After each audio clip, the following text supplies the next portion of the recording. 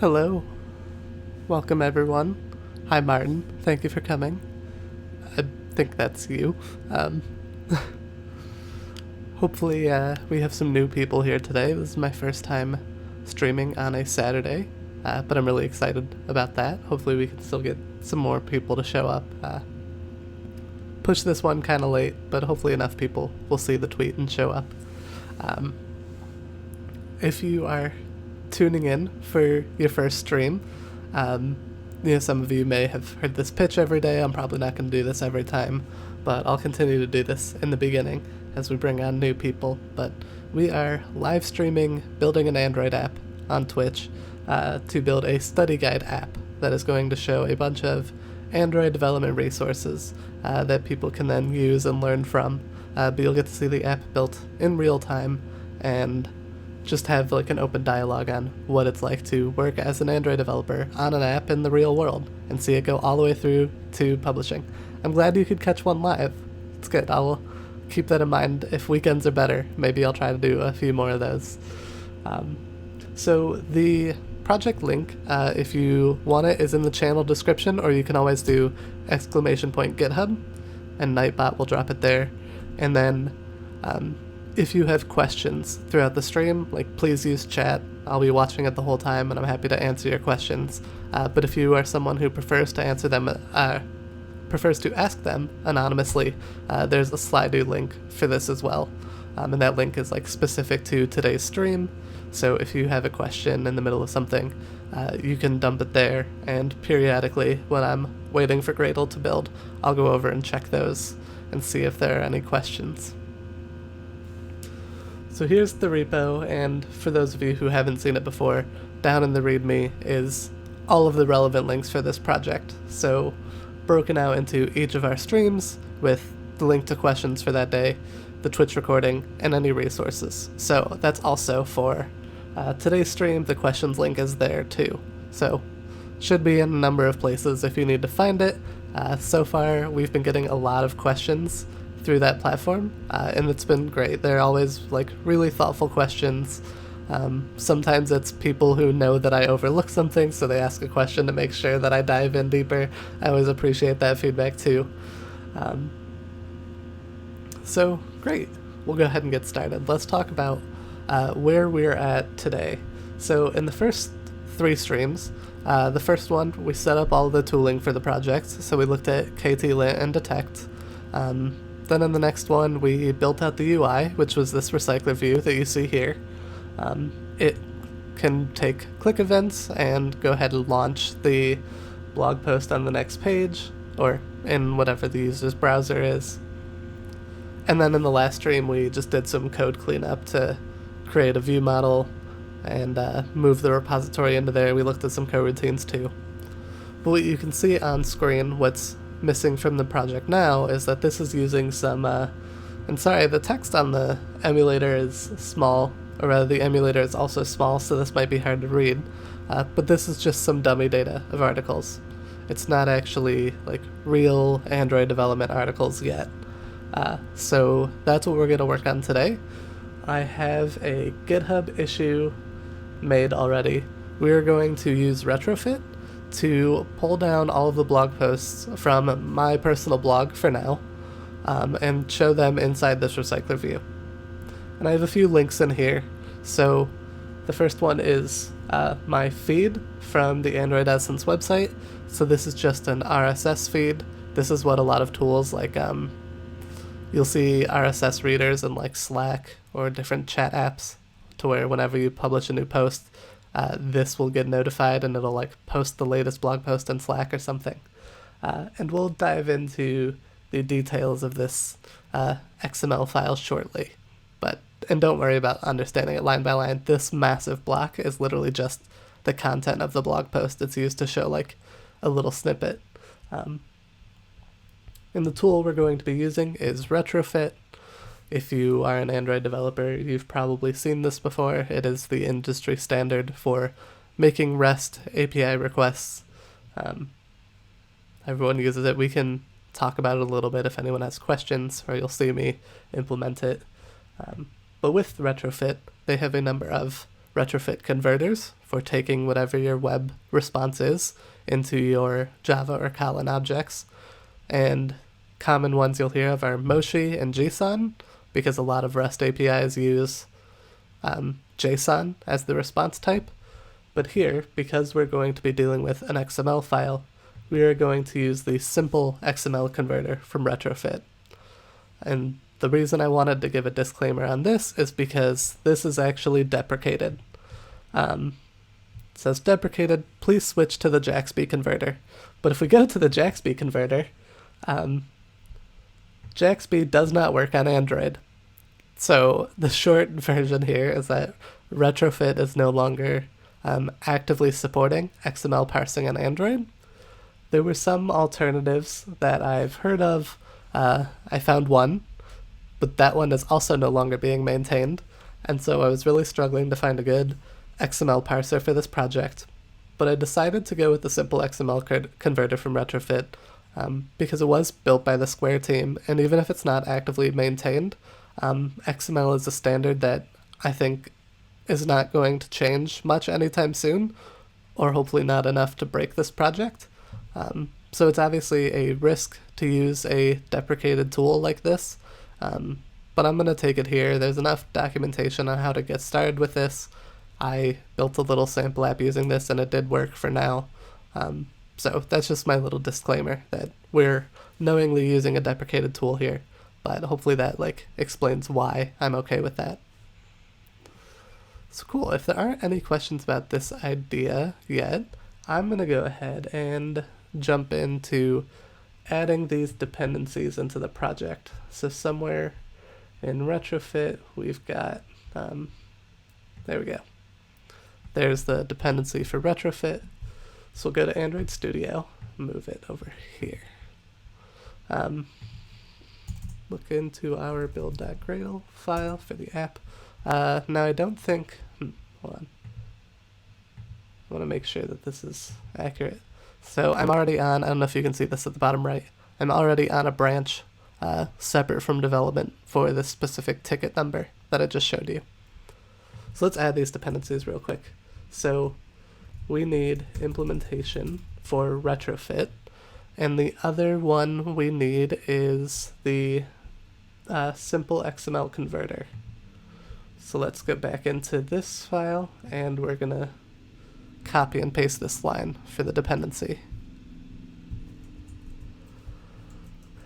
And the latest version is 2.9.0. And I'm also going to... Don't have much to provide as input. That's fine. I still hope these are helpful. I know that they're largely... I'm kind of going for intermediate Android developers, people who have seen the basics of building an Android app, even if it's just a Hello World app, and then kind of going a little further in, showing some best practices, showing how I use certain tools. And so I'm definitely at some points going to assume some base level of knowledge about the people I'm talking to, but don't be embarrassed if you want to say hey, can you revisit what Retrofit is? Or can you explain what the build.gradle file is? I'm happy to answer those questions. Again, if you don't want to post them in chat, you can post them in the Slido link. But don't feel like you have to get stuck behind. If you fall behind, let me know. I will stop and I will talk through all of it. That's why I want to do this live, so that I can have that discourse with people. So thank you for that. And one other dependency that I want to add to this project that is not required is, so to take a step back, Retrofit, which is a library for making REST networking calls, behind the scenes, it uses a networking layer, also from Square, called OKHTTP.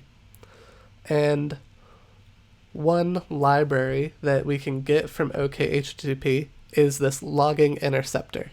And I'll look this up real quick and tell you what it does.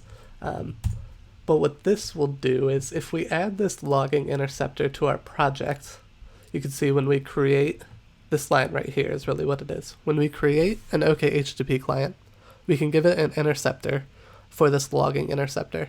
And what that will do is, every time my app makes a networking request, it will log both the request and the response into the logcat for me. And I really like this because it helps me debug so many things if I can see that network request going in and out. So we're going to add this dependency to our project, just so we have it in case we need to debug something, which, doing this live, we probably will. And I'm just cleaning this up for consistency's sake. Alright, so those are the 3 dependencies we need for today. So let's sync this, make sure this works out.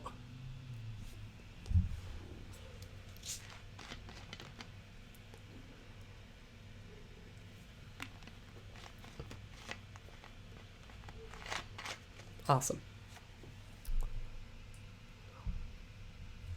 You found me through Goobar. Oh, that's awesome. Nate Ebel is amazing. He was here the first couple nights of stream. No idea if he'll be here today. He's on the West Coast, so it's still like morning for him. If I were him, I'd still be asleep. I don't know if Nate is that kind of person, but he's great. So now that we have the retrofit dependencies, let's go ahead and write some retrofit code. So where I'm going to put this is inside our, close this one. We have this data package on the left that has like our article repository and our in-memory article service that we built in the first streams. I'm going to make a new package. We'll call this one remote, just to specify. This is a habit I like to have, to specify these classes are for fetching remote data from some networking service. Eventually we might want to put like a new package in here called local, which could be like database resources. We don't have those yet, but maybe in a future stream we can look at that. But inside remote, let's go ahead and go one package deeper and call this one Android Essence, because I want to specify that the information, all of the files inside this package are going to be specific to requesting information from Android Essence. I didn't talk about that a lot, but just to explain what that is for people who are unfamiliar, AndroidEssence.com is a Android developer blog post that I've been running for a while now. Self plug, feel free to go check that out. But since this is like my blog, I'm going to start here for showing blog posts. But ideally, when we go to a point where we want to put the study guide app out into the world, we can use like the official Android developers blog feed. Maybe other Android devs can submit their posts, and so we can get community efforts. But I didn't want to single out any individuals who weren't comfortable with that, so that's why we're using this blog post, or this blog feed first. So there's really one thing, well, no, there's not one. There's a few things that need to go inside this package. We need the Retrofit API, which defines that networking contract. And then we need all of the model objects that are going to be returned. And maybe it makes sense to start with the Retrofit API. So let's do that. Let's create a new file. And I'm going to be very specific in calling it that. I'm going to call it the Android Essence Retrofit API. And so this code will be, talk about some retrofit specific code. So when we create a retrofit API, we need to define an interface. And then we want to make a function for each network request that's made. So here, we're going to make a suspend fun. We're going to call this get feed. And it's going to return an Android Essence feed. That's what we'll call this. Now this class doesn't exist yet. I'm going to make the class just to get rid of the red line, but we'll revisit it in a moment. But I just want to do the bare minimum in Android Studio to get the compiler to stop yelling at me. And then the way we tell Retrofit how to run this request is by annotating it with some annotation on what it's doing. So here we're going to make a GET request. This could be post or some other HTTP standards, but here we're going to make a GET request, and it's going to hit feed.xml. That's the page name. So that's defining the retrofit interface, the calls that it's going to make, but now we need to actually create an instance of that retrofit API. And let's talk about a way we can do that. So we'll create a companion object. The first thing I'm going to want to put here is our base URL, which is androidessence.com. And then we'll create this static function called getDefaultAPI. And this will return an Android Essence Retrofit API for us. So there's, at a minimum, we can do something like this. We can say return retrofit. We can say the base URL is our base URL. We can give it a converter factory, which is our simple XML converter factory. And then we can just say, is it .build? How do I, oh shoot, .create is what I want at the end. So I create the retrofit and then I call create with this class name. And sorry, I should have closed Slack because someone messaged me and I put do not disturb on. I just want to make sure this is not, got it. I put do not disturb on, but apparently Mac still plays sounds for you. So this is at a minimum everything we need to do to create a retrofit instance, but we can do more if we want to customize certain aspects of this retrofit instance. So as I mentioned, in this case, we want to create an OKHTTP client that has a custom interceptor associated with it. So let's do that first. Let's create a logging interceptor. Whoops, interceptor. This will be HTTP logging interceptor. And I think we just want to apply as, and give it a level of level.body. And so that will just print out like enough of the basic information about each request. We can customize this and it will change how much information is output by the logging interceptor. But body is the amount of information that I'm comfortable with here. And then our client can be OKHTTP client.builder. We can say add interceptor, logging interceptor, and then build. And so other examples of like interceptors you might add when you do this beyond logging is like if you were working on an app for your company and maybe every request needs an authorization header, you could add a special interceptor that will take every network request, add this header to it, and then continue it down the chain. And so that's a nice way to put like that authorization header in one spot instead of defining it for every single network request. And now on our retrofit builder, we can specify our custom client with the logging. So hope that was helpful. That's a really rough, quick introduction to retrofit. But now what we need to do is we need to define this Android Essence feed item in order to define what's actually returned from the API. So let's go down that rabbit hole. And this is gonna be a fun one. So I'll make these data classes because that has all of the toStrings and all the fun stuff. Hey Brian. So what does an Android Essence feed look like? Well, we get that by looking at that feed.xml file that we're going to request. And we need to take all of this complicated XML nesting and put it into some Kotlin class that can then map to this network response. So if we start at a high level, this root item is called feed.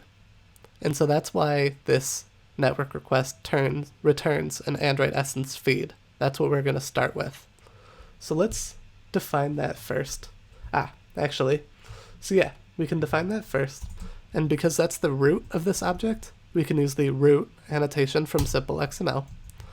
We say the name is feed, so you give it the name of the XML tag you're referencing.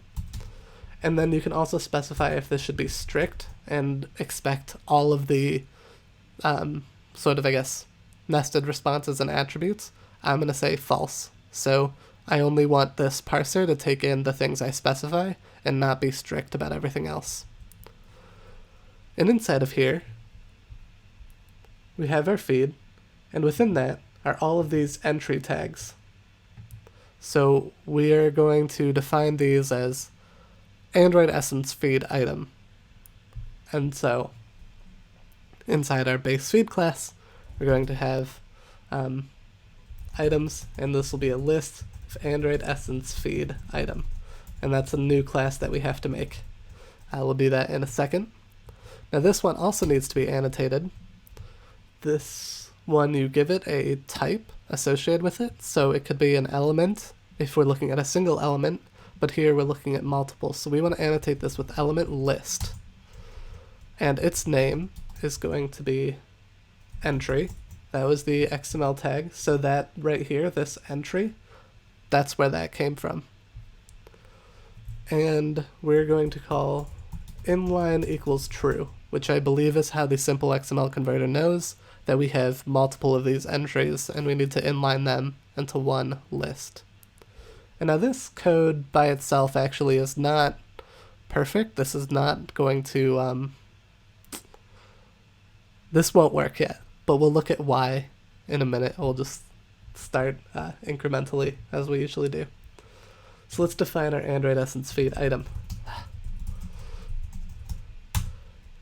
And to clarify why I want to prefix all of these with Android Essence, why not just call it feed? Why not just call it feed item? Because I'm only working with one. Well, again, I'm thinking of the long-term use cases for this project in which we might request from different RSS feeds. Again, the Android developer's blog post or some individual person's blog post. And their RSS feeds may look similar, but might not be exactly the same tags as mine. And so I am making sure that it is clear to the reader of my code that this class is tightly coupled to the Android Essence RSS feed.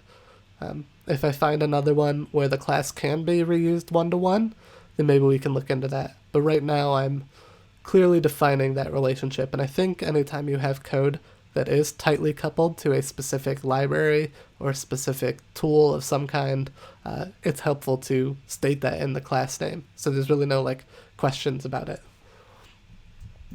So this one also needs a root annotation. This is entry, and we'll also make this not strict. And let's look at this feed item. So it has a title, a link, an ID, updated, published. It has an author, which is the nested property, and then it has content. Let's start by just getting the title. And notice we get some HTML in here. That's fun. We'll have to keep that in mind when we show this in the UI. But let's start by just requesting that title for right now, just to do this incrementally and get the networking working. So we'll create a title, which will be a string, and I'm going to set this as nullable. I can actually probably make this non-nullable because I'm expecting this to come back from the API. When you're dealing with code that's coming from an API, it might actually be good practice to make this nullable because I don't know what the API is really going to give me. But in this case I know that I should get it back, so maybe I can make it non-nullable. You know what, I'm going to do that because that's what I prefer working with. So this one now is just a single element, and its name is title. Cool. So we've got our feed item, we have our feed class. What's next in stepping this up? Well, one thing, I'm going to delete this local package. That was just an example from earlier. I don't want to confuse anybody. One thing I don't want to forget, that I always forget as an Android developer, is when we go to run this network request, we are going to be hitting the internet, and we need the internet permission defined in this project. I always forget this, every time. I wish Android would just make it a default. We'll add that internet permission. Hi, Shreyash. So what's next? So like I said, I told you all of this code is actually going to fail, and we'll talk about why in a second, but I want to get to a point where you can see it fail. But what's missing here, if you remember from a couple streams ago, we made an article repository that defined the data source for articles we want to be displayed. So now we need an Android Essence version of this that will fetch the articles from an Android Essence. So inside our Android Essence package, we're going to make a class called Android Essence Article Service. So we'll create Android Essence Article Service. It needs to take in a Retrofit API that we just created. So we'll say API is Android Essence Retrofit API. And then this will implement the article repository interface. And we'll override that method to fetch articles. So now what we can do in fetch articles is we can actually say return. Well, let's talk about one problem we're going to have is we created this article class a few streams ago, which defines all of the UI code for showing an article on the screen, right? And this is not tightly coupled to any library, right? So it doesn't matter where I get the articles from, this is the data structure that they must conform to. But our Android Essence feed item, which represents an article, doesn't conform to that. So we need a way to map from one to the other. What I'm going to do is I'm going to put a function right on the Android Essence feed item, like a little factory method, and call this, toArticle, which will return the article class that I've defined. And so we'll return article, we'll say title is equal to this.title. And I need to define the other stuff. What do I need? Can I do empty string? No, I can't. So we'll set these to empty for now. But we'll set these to empty for now, but when we change this, we'll be able to reference them. We could do an extension function. The reason I decided not to here, I guess, is because I own this class. So it's kind of like, do I need an extension function if I own this class? Now one argument for that actually, and I'll see if I can find the blog post. Let me do that real quick. That's a great question. Patrick Cousins, who runs the Brooklyn Kotlin meetup, has a great blog post on extension functions where he explains why they're more than syntactic sugar. And there's some really good examples in there. But one of them actually is this, about writing extension functions for your classes. And the argument was, in this case, even though we do own the class, we're kind of muddying up this file with responsibilities that might not belong to this feed item, right? It just needs to define what is the data contract from the Android Essence XML feed. And so it actually shouldn't do any data mapping. So arguably where that belongs is right here inside this article service, because this is the only place that I'm actually going to be mapping from one to another. And so I might want to make a private suspension function right here on Android Essence feed item .toArticle, and it'll be the same thing we just saw. But since this class is what uses it, I can keep that data just to this class, and I'm not exposing functionality you might see elsewhere. Totally give all credit to Patrick and his blog post that I just linked for teaching me that concept. And thanks for that question to bring that up.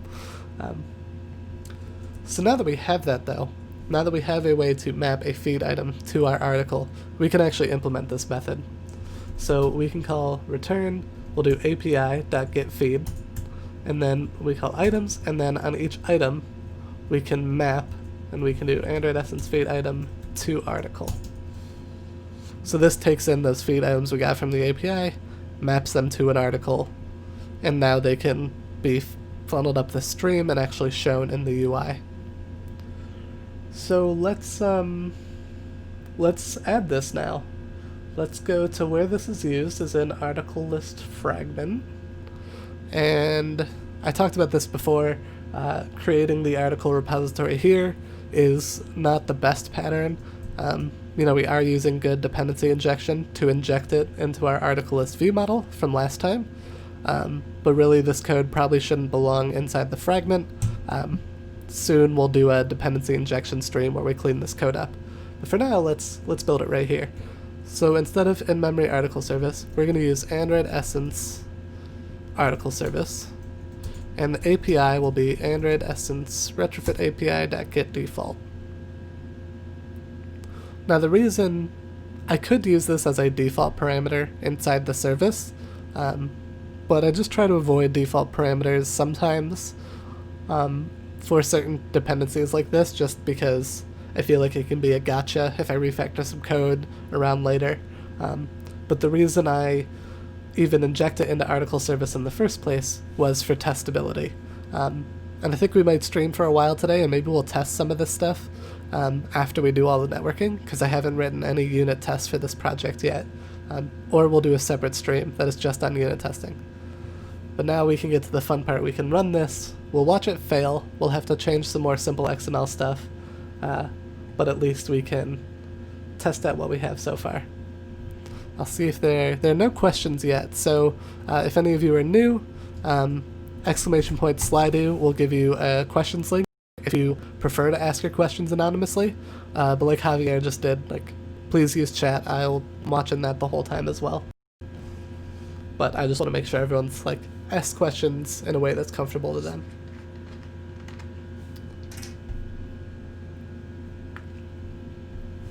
Alright, so the app broke, but the logcat didn't tell me what I expected it to. And why? Why didn't that work? Oh, probably because I'm filtering from last time. Let's run this again.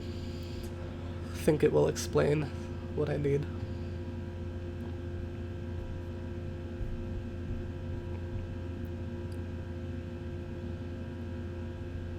Operation not permitted. That's not the error I was expecting.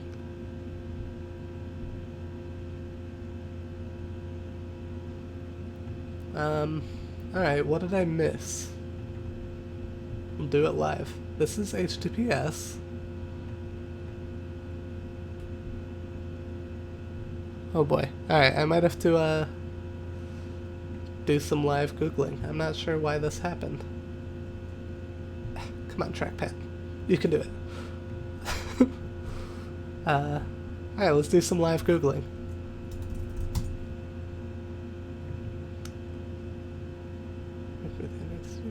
I had the...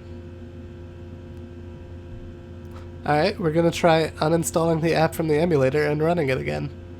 I'm not sure why. Maybe there's something stale in this project from an old install. But that's the beauty of doing this live, I guess. What I'm expecting to fail and talk about is this annotation right here actually is, yeah, now we'll see it right here. So, let me bump this up so y'all can see this. So we get this ugly red code right here where it talks about this parameter entry does not have a match in class Android Essence feed. And it's because of this annotation right here. Kotlin has some interesting stuff around annotations where if you annotate something inside like a data class constructor like this, it doesn't really know what to apply this annotation to.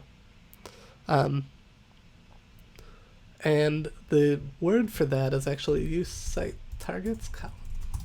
Let's see if I can find it.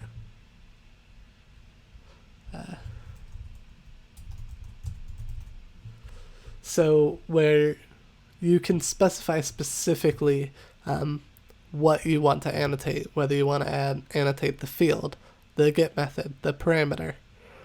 And so with simple XML, and I'll actually copy this and I'll put this in the code so we don't forget it, to annotate use sites. So with the simple XML converter, we actually need this annotation applied onto the Java field. So we do @field : and then the annotation. And this, unfortunately, with simple XML is still not enough. Because we're using a constructor, we also need to annotate the constructor param. And so we could run this, and we'll see that it will work sort of until it gets to feed item, and that is going to give us the same problem. So we're just going to do @field, give it this annotation, @param, and give it the same annotation. We can see this ugly red stuff. Yeah, see it fails for title. But now that we have this field and param annotation on it, this should work. Fingers crossed. Baby steps.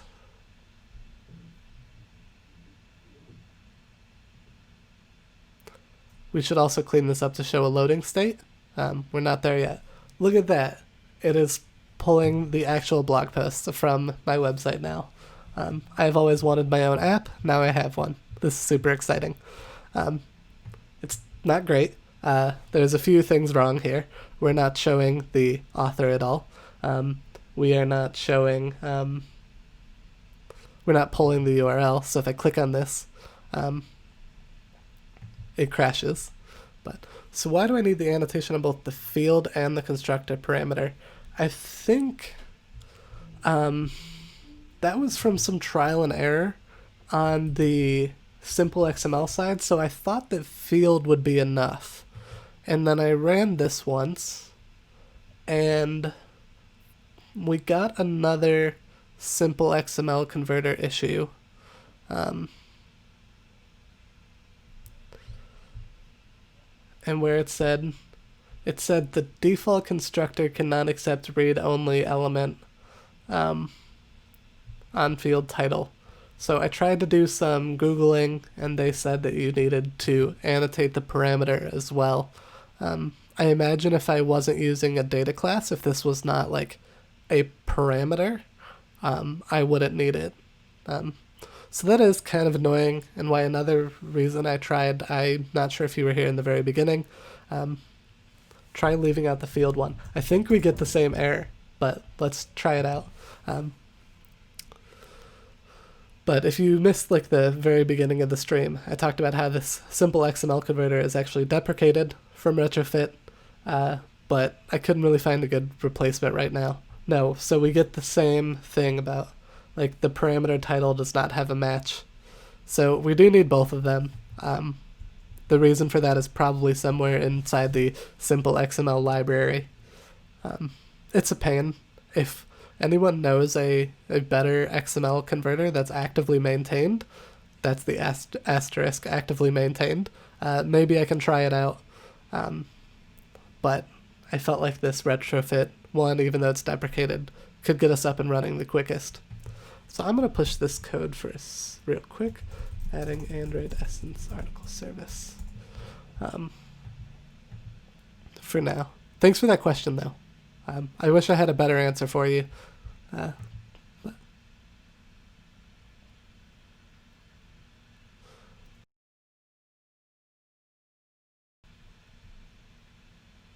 What if it is a val since call is read-only? Well, this is a val here. I'm not sure if something would change if I didn't make it a val, but I'd prefer that it stays that way. I do want this to be immutable. But it may treat it differently if it's a var, because there's like a public setter on this, so maybe I wouldn't need one of these, but sometimes I'm kind of in the camp like, if it works, it works. This works. I'm okay with it.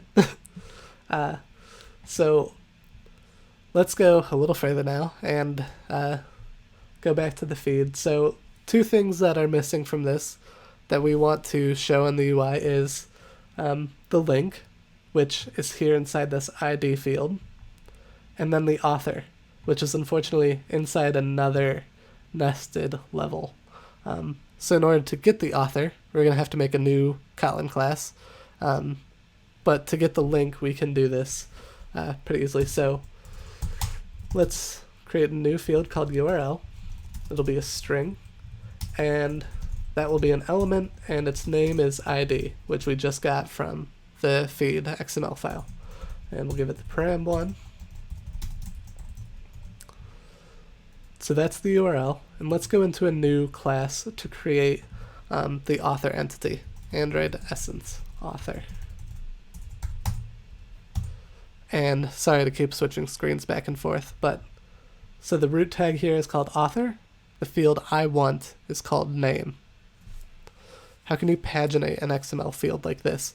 So I think the spoiler alert is that you can't. I don't think that RSS feeds support pagination.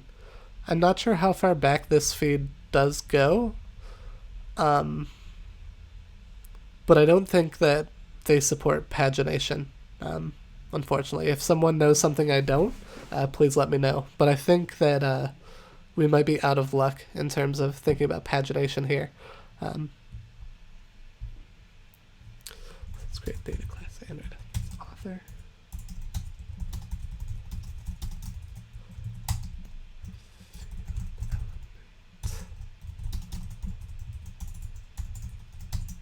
Param element name equals name. And so this author, the root was author, and we're going to make this not strict. So now that we've defined the author entity, we can go back into our feed item, and now we can add that. Android Essence author. And I'm just going to give it a default. I could probably should probably like make it nullable, but I'll just leave it at defaults. That's probably contested as a bad idea. Oops. Yeah, my biggest gripe with these needing to do both of these is that it just feels like a lot of boilerplate to type all this out, but it'll be kind of a one and done thing. We won't have to do this much more, especially now that I think we've covered most of the fields we want from the Android Essence feed item for now. Now that we have added these two new fields, the next thing we need to do is go over to our article service and into that extension function we made and update that. So author name will be this.author.name, and then the URL will be this.url. And that's one nice thing about these extension functions. Sorry, I'll answer that question in a second. But that's one nice thing about these extension functions is that as I change the article, I go into this extension function to map it to my other article type, and this will just work. I can run this, and now the UI should work. So that's a good question. So ID being equal to the article URL seems to be an implementation detail of your feed. Why not read the proper XML element? When you say proper XML element, are you referring to like this link property? Or, yeah, that's a good question. I think I probably could. What I haven't figured out is how to read from so this is not, it's this href that is like inside the same tag. It's not like inside. So I think there's a little difference in parsing. So it's like, let's go to a new tab. So I think simple XML read attribute. Let me see. So I'm mostly just because I'm not 100% sure how to parse this. None of these are Android code.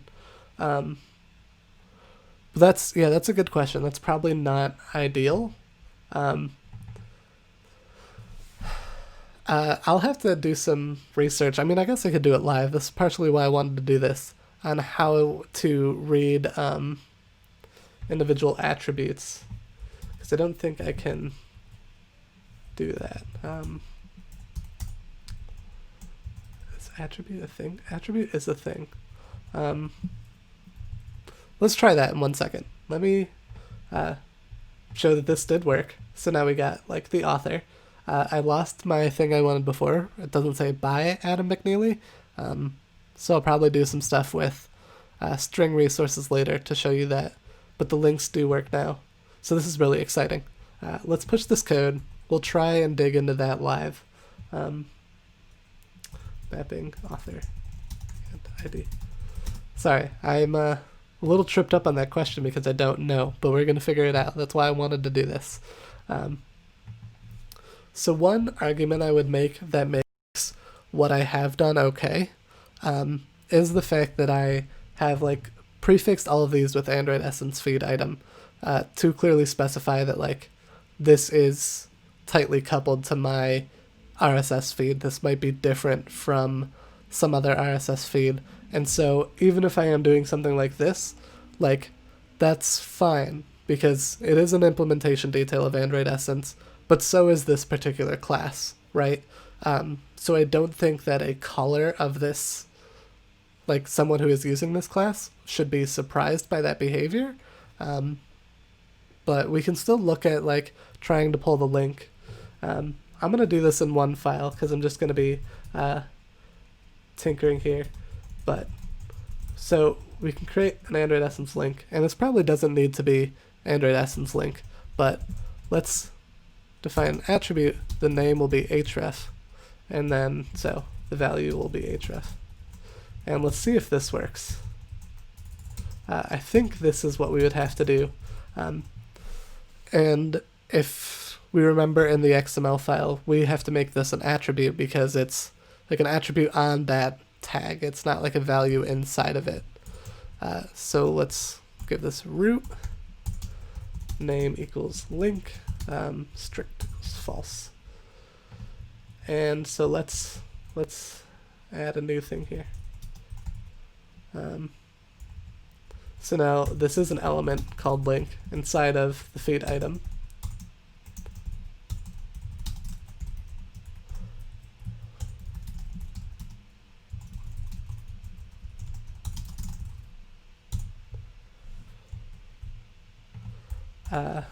And how do we test this? So to test if this works, we're going to go into our Android Essence article service, and instead we'll try to say this.link.href. So let's try this out. Let's see if this works.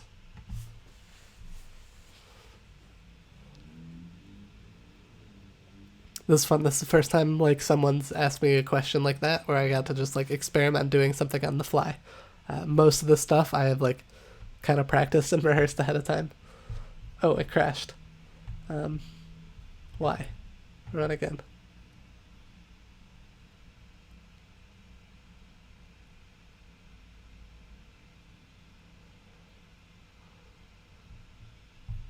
Oh no, it didn't crash. Huh, that works. Ship it. So we can actually, we can go ahead and use this if we're a little more comfortable with this instead. So I'm gonna, whoops, nope, that's the wrong thing. So I'm gonna take this, I'm gonna move it into its own file. And so now it's kind of weird. This is like not really an Android Essence specific thing anymore. But because I don't know that with complete certainty, I am still going to call it an Android Essence link. But I will add a comment and say, when we consider pulling RSS feeds that are not, this class may be reusable as some RSS feed standard. So I don't know the answer to this, but I'll throw that comment in there for the future, so I can probably reference that. And since we feel a little nicer about that, we'll just dump this URL field. So the reason I did this, by the way, this was kind of a personal preference. It's not a great idea to like just give these defaults, but what I'm thinking of is like in the future when I'm testing, I just want to create like one of these with defaults. So it's more of a utility thing, but probably not like the best option there. So I'm just going to run this one more time. Cool. Wow. So is that, I think that is the, all of the retrofit code. We whipped that up pretty quickly. So there's still some code cleanup I'd like to do. You said there's some of these that use like Unicode characters that aren't deserialized, so I'll clean that up. But does anyone have any other questions about retrofit and XML converting before we move on to some other code? Using Android. Link. And I'll probably go ahead and just merge this code into development and do a separate branch where we can clean up some of the UI just to split up those pull requests. But hopefully we can ask some questions in chat real quick while I do that.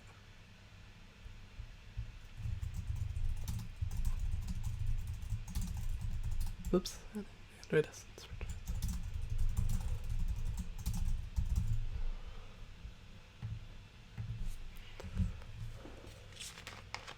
Typo.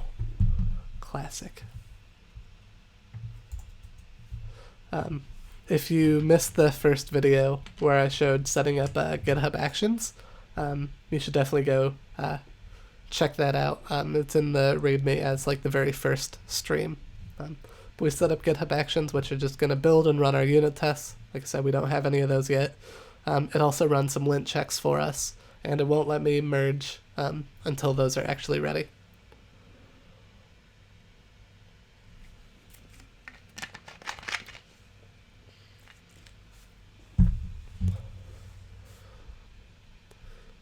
So let's talk about, actually, I was hoping there'd be questions because I kind of want to wait for this to run and merge before we move on to another branch just to keep everything like organized, but I can fill some fluff while we do that.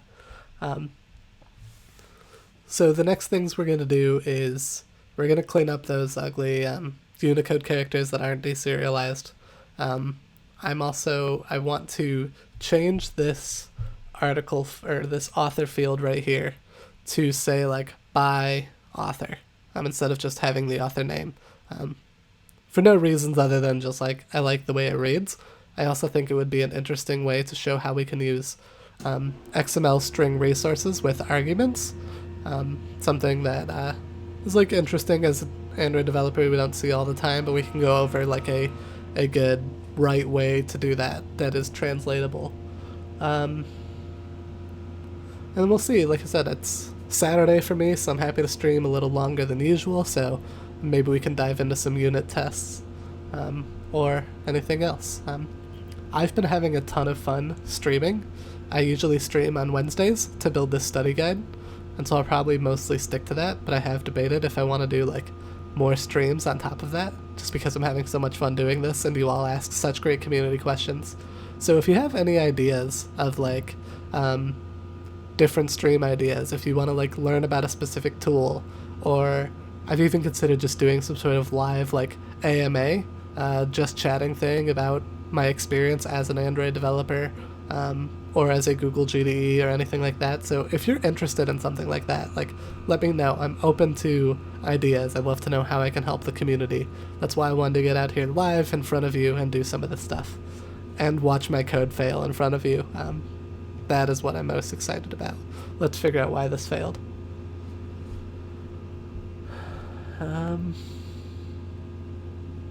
This was a lint error. I do not want lint errors to fail. What was the error? I don't even know. So to some lint error, I am going to just change this so it doesn't fail lint errors. Code review stream would be nice. I have thought about that. If someone would be like, some brave soul wants to do a live code review, I've considered even for the Android study guide bringing on someone else in the field to review my code. You know, I'm happy to throw myself under the bus because I'm sure some of you have watched these streams and been like, Adam, what the hell is this? So let's change this real quick. Like I said, I'm just going to go ahead and say that inside this Android block, I don't want to fail if lint fails. I fail on lint errors. That's probably not great. Actually, no, this is not great. We should use lint for a reason. But I tend to defer most of the static analysis I do care about to like the KT lint and detect tools more than Android lint. So, yeah, Cybershark, I'm happy to do that. If, and I'll say this to everyone here, if you are interested in having me look at code, but you don't want to do it live, please find me on Twitter, same username as Twitch. Send me a DM and say, hey, can you look at this? I will find time within a few days, hopefully, to look at that. I'm always happy to do that, give feedback. So please take me up on that. If you don't want to do it live. And if I see something that is worthy of like talking about with other people, then maybe we can schedule that. So I wish this ran a little faster so that I could move on. I probably could move on, but I like focusing on one branch at a time. Are there any Slido questions? There are not yet. Does anyone know any good Android developer jokes?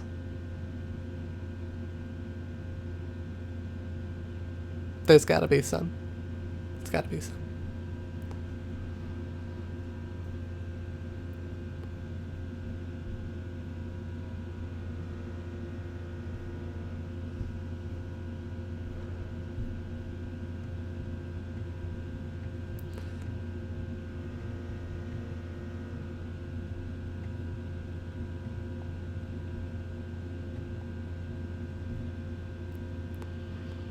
None? No jokes?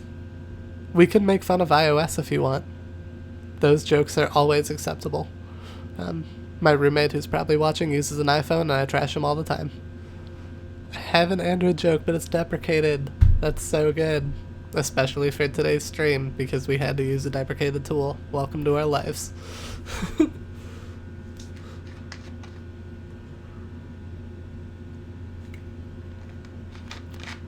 If you all have not seen Chet Haas give his talk on code quality, he used it as a keynote at a few different conferences. It is quite funny. I'll actually go ahead and find it.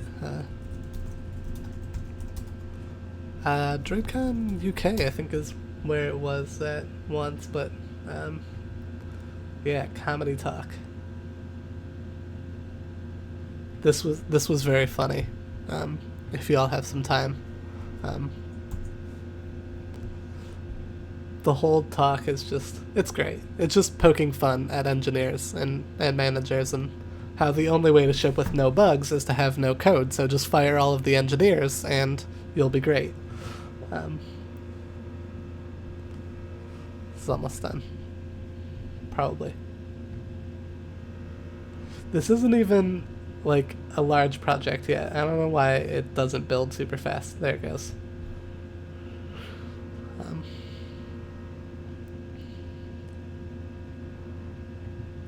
Does anyone have a preference on what we do next between tackling the updated author field versus trying to tackle the fixing this XML change?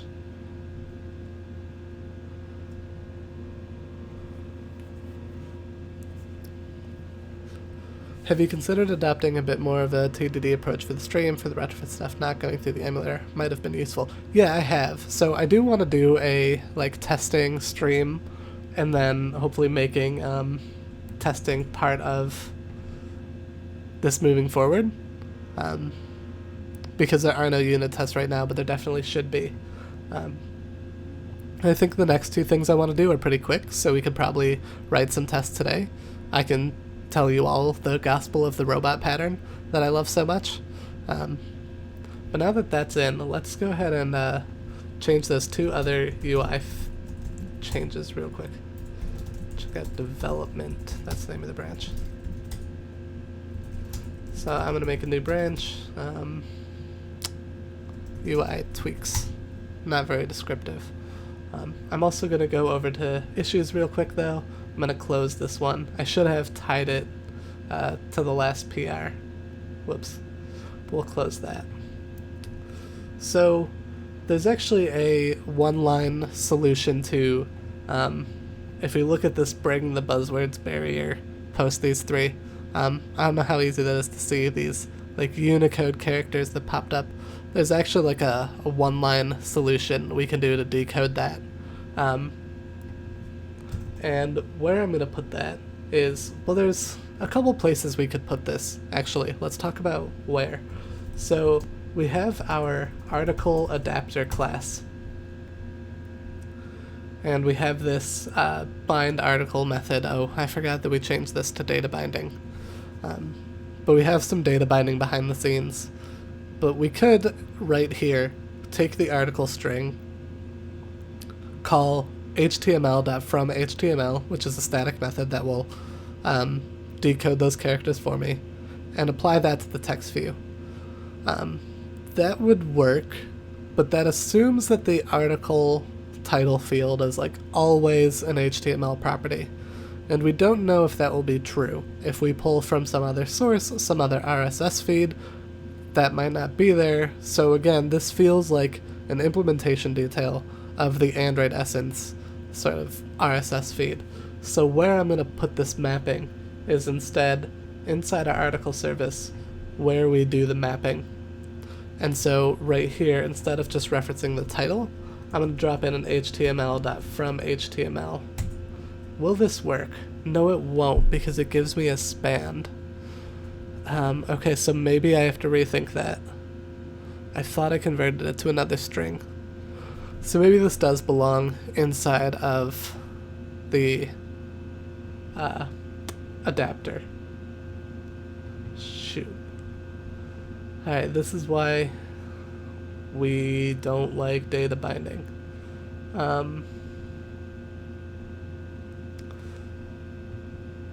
So I'm gonna change this back.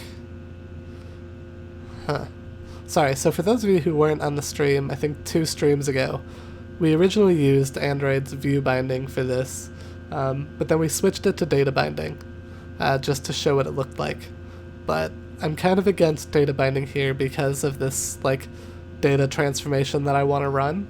So I'm thinking about how to do it, and I think the way I'm going to do that is to get rid of, like, this data binding reference here, and go back to binding the article myself.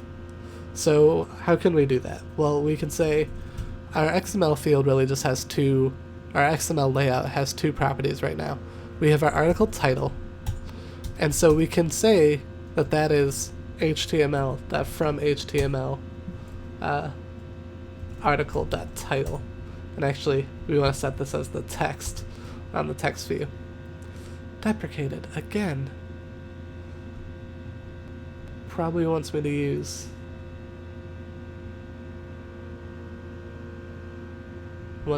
these tags.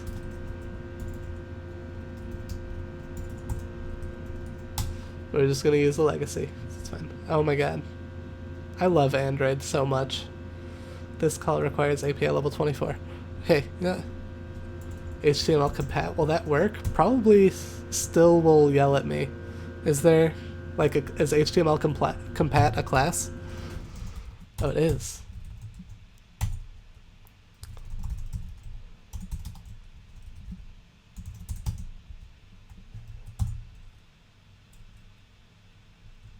Cool. Alright, now it's not yelling at me. Love Android. Love the compat classes.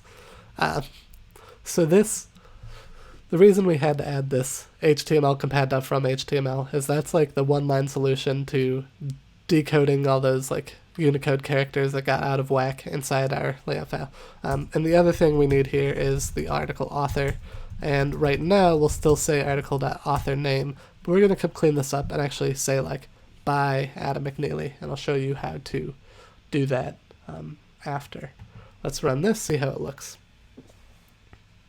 And while I do want to take a TDD approach to some of these classes where I can write JVM tests, it'll be fun to do like a retrofit stream in the future.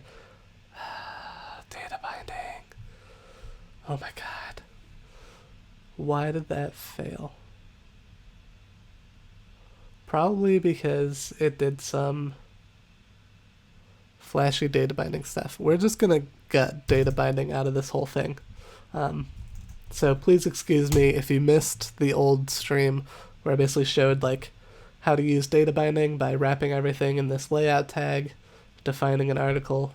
We're just gonna gut all of that. I don't want to deal with data binding on this project, which is really funny because I normally love data binding. I'm usually a big fan of it, but I think in this case it's just not something I want to deal with. So this might work. I probably need to change how it's inflated now. It's probably the on click that didn't work.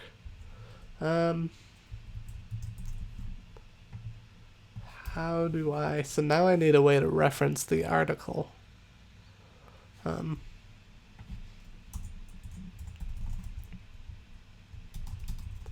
So I need a way to track the article that's associated with this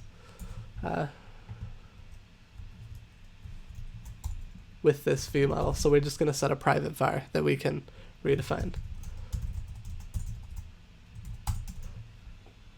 And we're going to check that article. Okay. I think this works. Let's try this out. Sorry, I went super fast on that just to clean up some old code. If anyone wants to see what it did do, I'm happy to revisit that, but I just want to get this working again. I really need to add a loading spinner too. That'll be fun. Alright. So now we can see if we look at this blog post that caused us trouble before, where we have like part 1, 2, 3. It's probably really hard to see, but now there is a colon there instead of the like ampersand 1, 2, 3, 4 that we had before. So that's the first thing we've cleaned up. That's exciting. So using HTML for article title, this is just me committing, and what do I say? And removing data binding.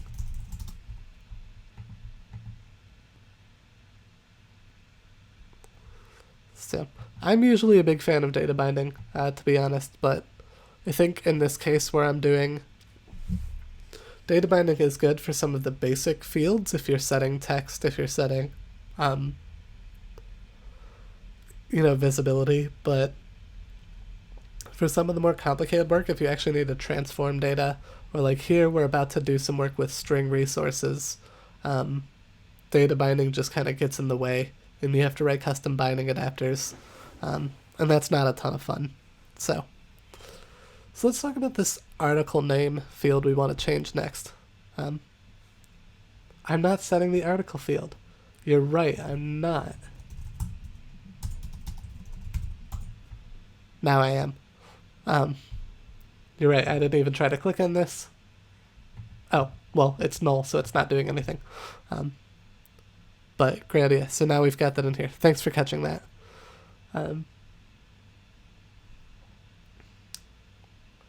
So let's talk about this article name field here. So what would be quickest, but what we don't want to do is we could just say by space plus article to author name. We could actually, it's probably telling me to convert that to a string template. So we could do this, but Android Studio is even yelling at me that I should use a string resource with placeholders. And the reason for that is because, like, the word by here, this is English. Other languages, and I don't know if they do, I don't speak enough other languages, but they might use a different way to say, like, by this author. And we want to be able to support different languages in the future. So the way we're going to do that is to use the strings.xml file, which is a way for us to define resources that can then be changed by different locales. So if we want to translate to French, we can make a strings.xml for French language. And if we use the same string resource ID, Android can translate this on the fly for us. So let's create one for, we'll just call this by author is what we'll call this. And the way we do this is we put the word by and then we put %s. And the %s means I'm going to inject a string here. we could use like %d for some like digit, like decimal. I forgot what others. I think you can specify if something's a float, but we'll use %s here to say any formatting args here need to come in as a string. And the way we use that is we can get a reference to our context. To do that inside a view holder, we can say item view.context. And then we can say get string. We can give it the resource ID, r.string.by author. And then we give it any formatting arguments. In this case, it'll be article.authorName. So let's run this and see how this works. I might also bump up my font size on my emulator because I know that's not great looking.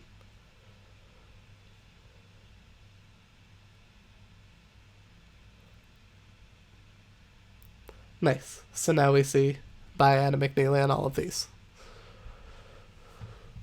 Let me bump up that font size real quick.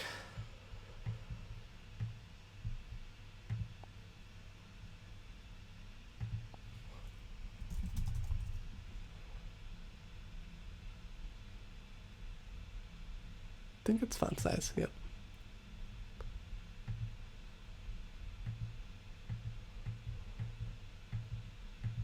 We'll just go with large.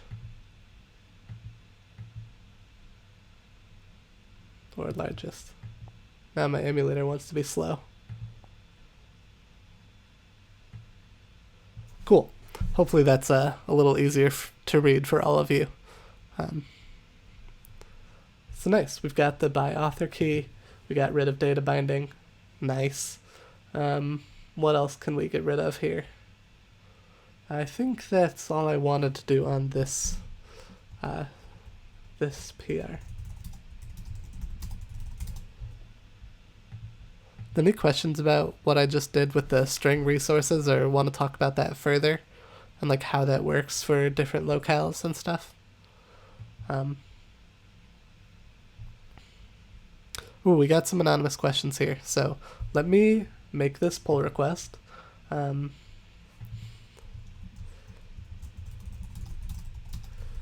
Let's check to make sure that the click events still work. They do. So let's make this pull request and I'll answer some of those Slido questions that I got. Thank you for those. See if there's any in chat. Whoops.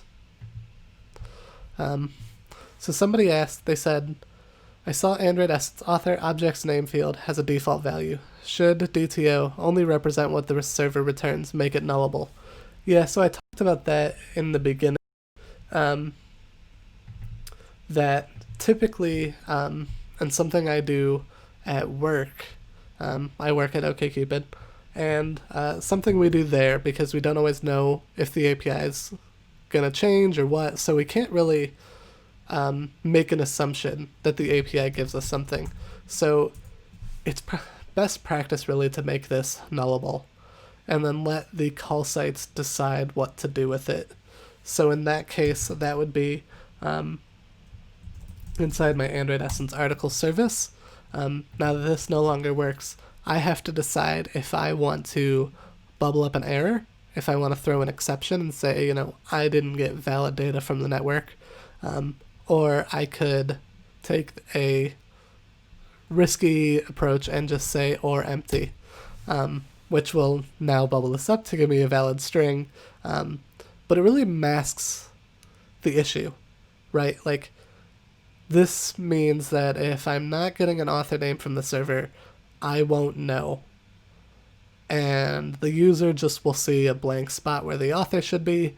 And I, as the developer, I'm not going to find out until users start telling me. So this is not ideal. And I think we can, when I think of concepts to spend like a detailed amount of time talking about, this sort of error handling would be a really good one. And I think like that'd be really helpful on stream, because that's like experience from being an Android developer in the real world that we can talk about. That concept of like, should I fail? How do I surface errors? What do I do if I get invalid data? Like, that's not something you learn in a textbook or in a typical Android course, because it's not like essential for building Android apps. But once you know how to build an app, and once you are building one for production and for users, we need to have those conversations.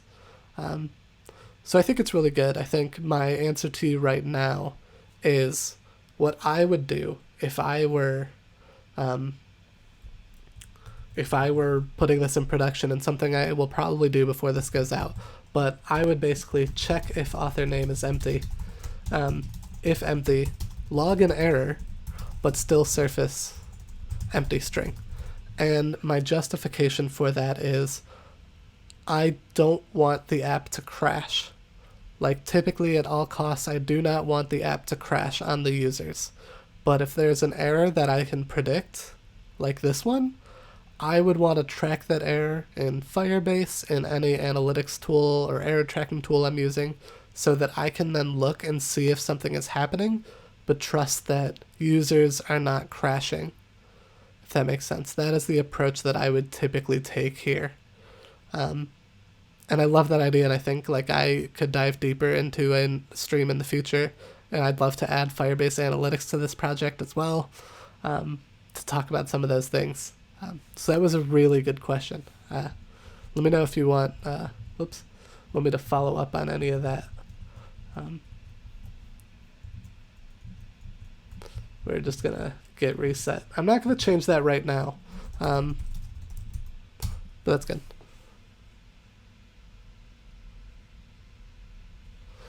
You could create an inline class for HTML strings so it's clear that the article title is not just a string. Oh yeah, that's so using an inline class. Yeah, that's a good idea. I don't know. I haven't built one off the top of my head. Inline classes column to show what that would look like.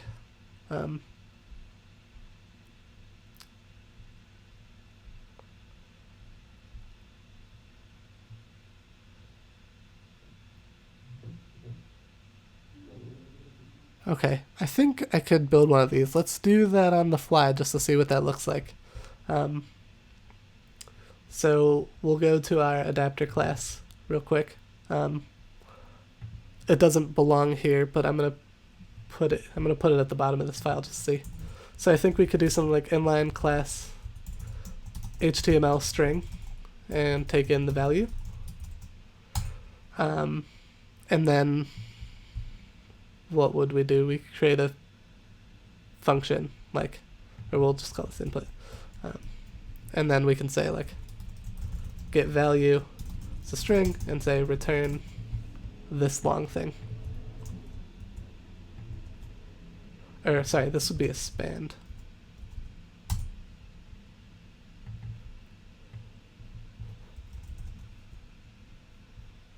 Why are you yelling at me? Oh, inline is still experimental.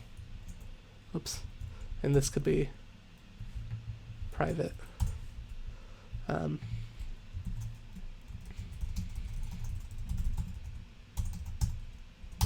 So you would do something like that. See, Ketty? Ketty, am I saying that right?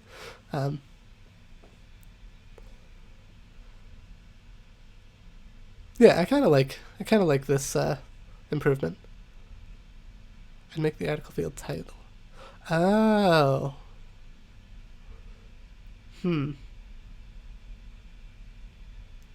Yeah, we could do something like that.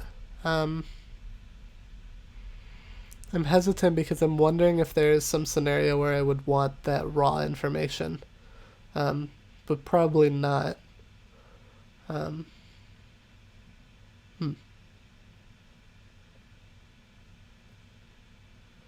Yeah. Yeah, so the people who create an article know you can't just put any string there. Yeah, that's a good idea. I mean, something we can do in addition to that is actually we can call this raw title, and then we can even add a Java doc on this property.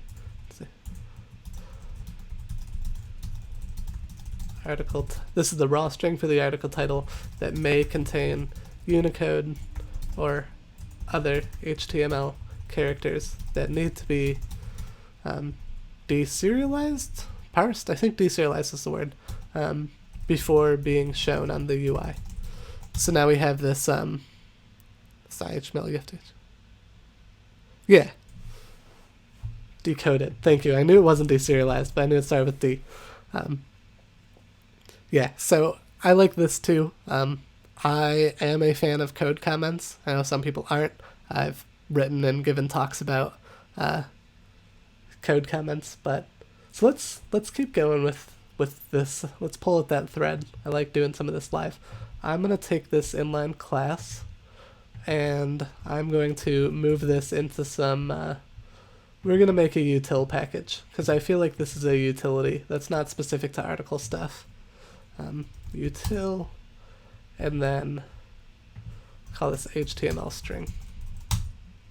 And then for anyone who's unfamiliar with the idea of an inline class, if any of you are wondering why not just make this a class, basically inline is like a compiler optimization where it will take this code and it will put it inside like the call site at compile time. So this is not like a new class that's like adding to my like dex limit and things like that. You can do the same with like inline functions. I'll go ahead and drop this link right here. I'll make sure it goes in the resources for today's stream as well. So then where do I want to do this? So we're going to go back to our article class. And I'm trying to think of how I should expose this article. I'm thinking, and Kenny, tell me if you would do this differently, but I might just make like a helper variable called HTML title. And then put a get on this and say, HTML string raw title .get value. That's the way I would expose this.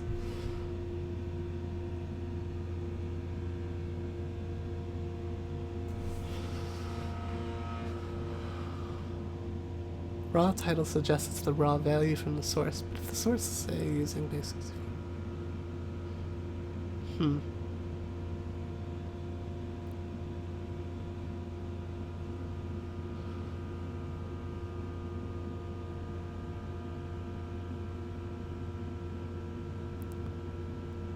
So, okay, so if I'm interpreting your suggestion right, you would do this.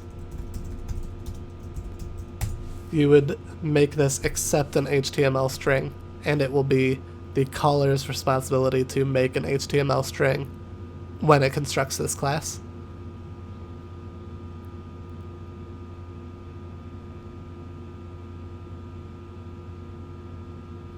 Okay, I'm down for that.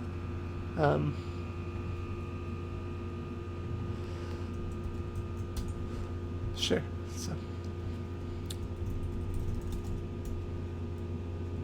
So the documentation here would instead be something like, we expect the data sources for articles.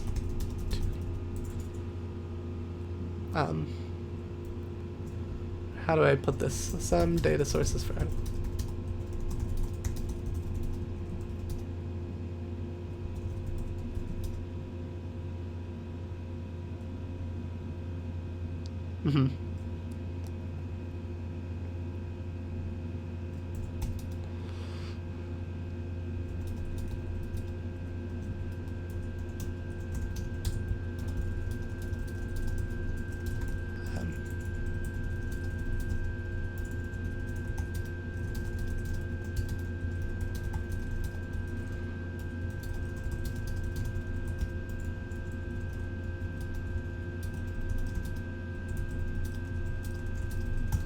So we can add something like this. It's probably not the best wording, but I think that's a good explanation.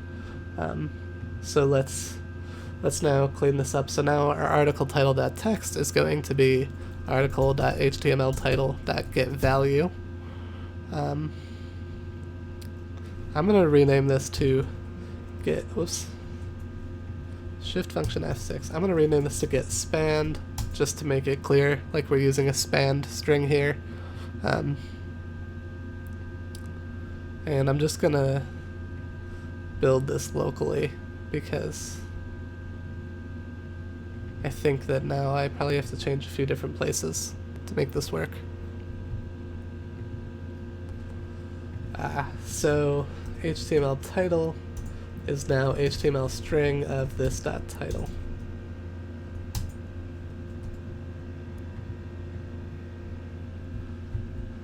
And who else is using this? So our in-memory article service needs to change. Now that we are actually requesting data from the network, thank you for the follow, Javier. Now that we are requesting data from the network, we can say goodbye to in-memory article service.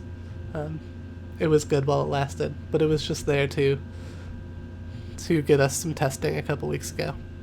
Thank you for the suggestion. I do think that is like an interesting improvement. And maybe after the stream I'll follow up with a few more documents in this code base. I'd like to do more of that, just so people who are coming in later can see documentation and understand what they might have missed. Using inline class for article title.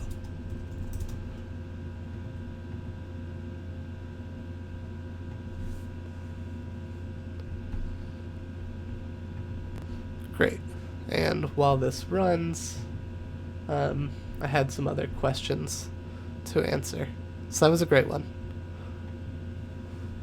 So the next question I had is, why is article repository an interface? Did you do that for creating fakes in your test?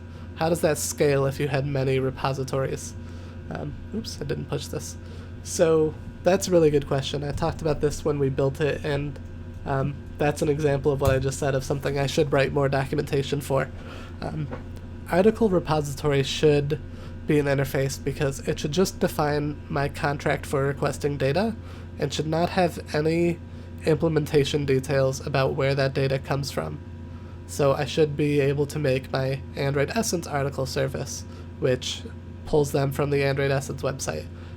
Maybe I want to make a Medium article service that fetches the Android development articles from Medium. Or we now get to like complex layers where we build a service that requests from different sources and combines them.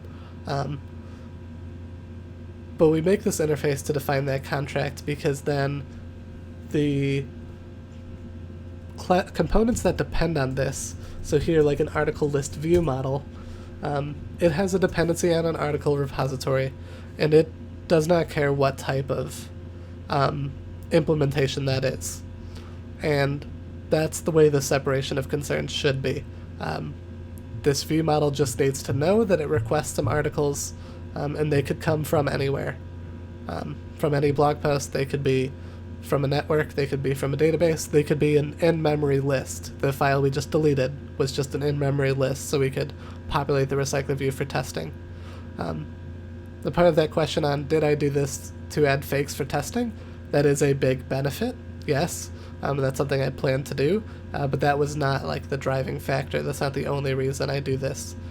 Because even if we don't use fakes, even if we use a mocking library like Makito or Mock-K for the interface, like it still should be an interface.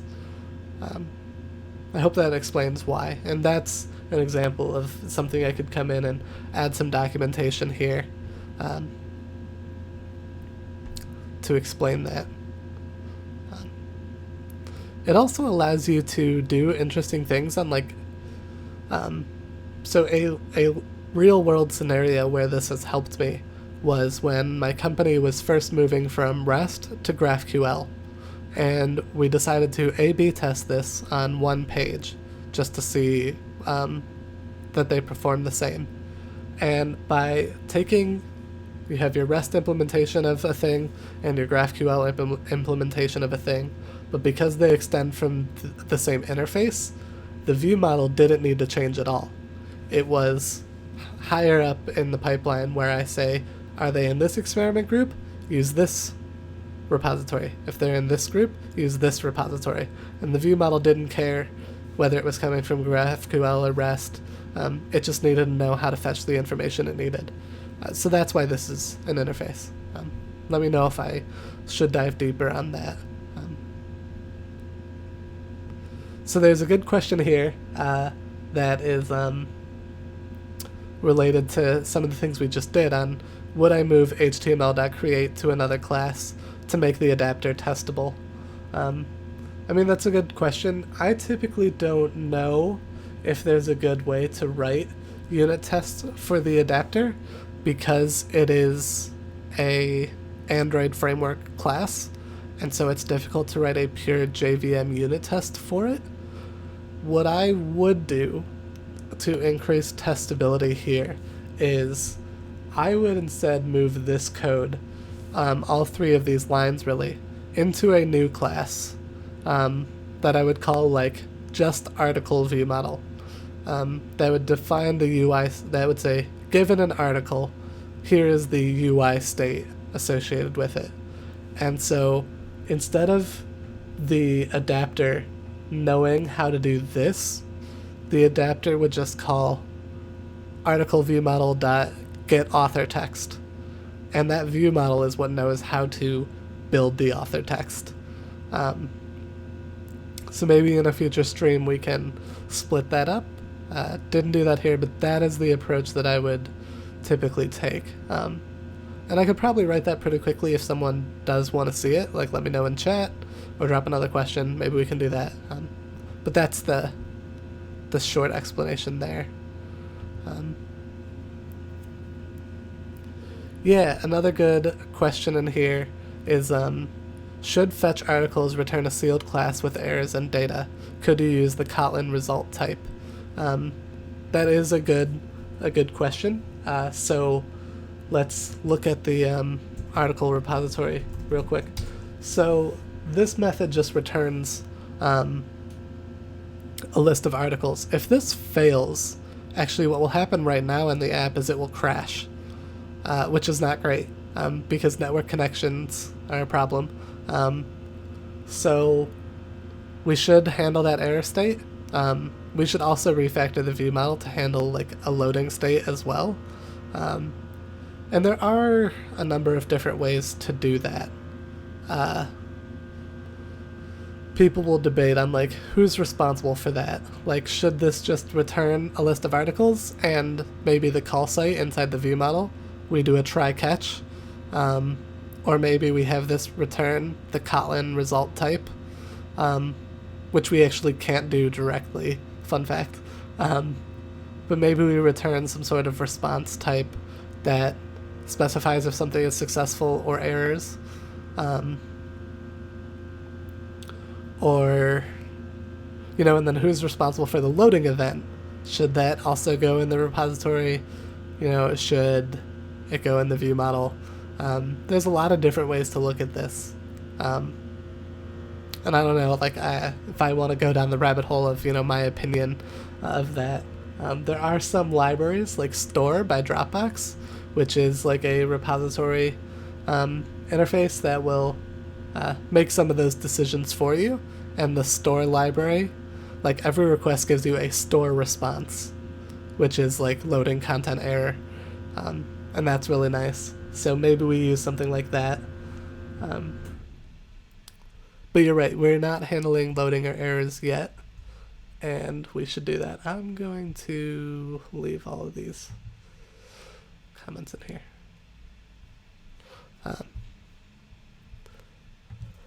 Git checkout development. So I've been using Git on the command line a lot, but if you use Android Studio, you can go up here to this VCS thing. There will be an option to enable version control. Once you've done that, you get a lot of Git options. And then at the bottom right of your screen, right below my image, you can see like the branch you're on. And you can't see the pop-up, but I can click the pop-up and it'll show me all of my branches. And then I can click on like development and hit checkout. And now I'm on that new branch. And I can use Command T to pull stuff down if you prefer UI-based stuff. Let me know if I should go over that again. Great questions, as always. And the last anonymous question is, why does the inline class have a lint warning?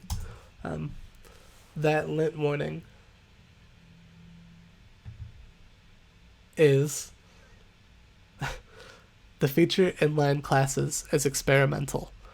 So what that means is whatever version of Kotlin this project is using, which I'm not sure is off the top of my head. Where's the Kotlin version? 1.3.72. So they've released inline classes, but it's still experimental, which doesn't necessarily mean it could break. Typically what experimental means, coming from the Kotlin team, is that the behavior could change in a future version. So when I update to Kotlin 1.4, whenever it comes out, there is the possibility that inline classes behave differently. And I will need to be aware of that, and I will need to test these when I upgrade my Kotlin version. And you can decide for yourself if you think experimental means you shouldn't use it at all. I'm typically, depending on who the source is, coming from Kotlin, I would say experimental means you're probably safe to use it. You just need to be aware that it could change. And so maybe you don't go as far as making experimental code like a fundamental part of your architecture and it's all over your code base, because if it does change, that's going to be a pain. Right here we just have this one spot that's using it, but that's why we have the lit warning. Hopefully that makes sense. Cool. So there aren't other questions yet. I'm happy to keep going if people want to keep going. If anyone is anyone interested in seeing something specific next? Because we've got options. We've got writing some tests. We've got showing the loading and error states on the article SV model. Heck, I could talk to you guys about my documentation, good practices around writing code documentation. Anything. Let me know if there's ideas. I didn't think I would get this far.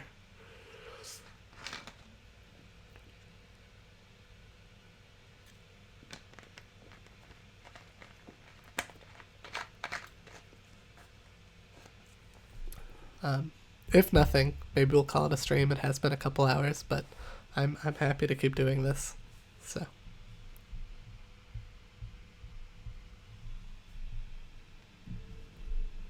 And the view count just went up. Hello to whoever just popped in. Welcome.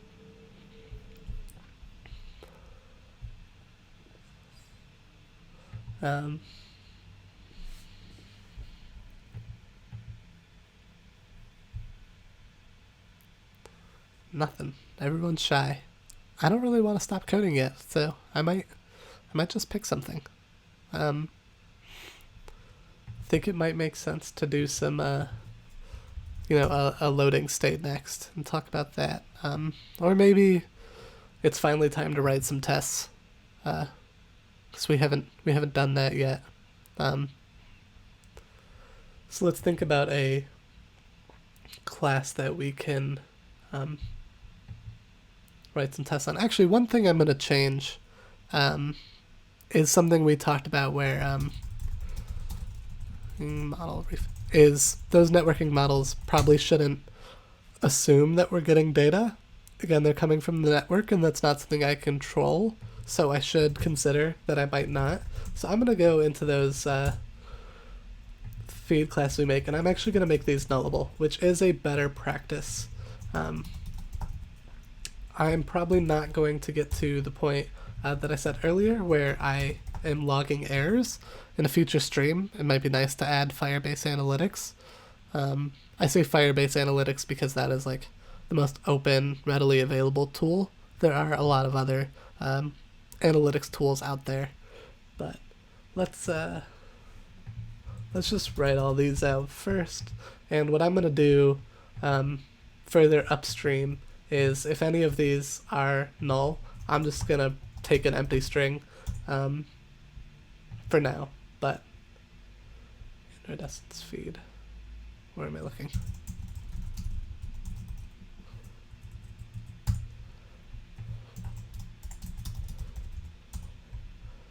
And we'll go into Android Essence service. So now I need to change these. So for now, I'm just going to convert all these to empty strings. But what I should do is I'm going to add a little to-do statement here to say if any of these networking values are null, we should throw an error so we're aware. But we've decided not to crash so we don't ruin the UX. Small Android Studio hint that I learned very recently. If you're writing a to-do statement and you go into a second line like this, it only highlights the first line, which is really annoying. And the way around that is to take the subsequent line and just put a space. And now it's going to highlight both of them. I don't know why it can't just do them together. Maybe it wants the space for you to like signify that this is one continued thought. But that's what we need there. So why are you failing? What am I missing? Items could be null. And if I can't fetch the articles, this will also be empty. Dot or empty is my favorite method in Kotlin. So nice. So making all of the network models nullable. Model fields nullable. That's what I'll put. We can write some tests. I think writing some tests would be fun to show how to do that live. Checking to see if there's any other questions. So let's write some tests. I can talk about my testing pattern and the robot pattern and stuff. So what do we want to test first?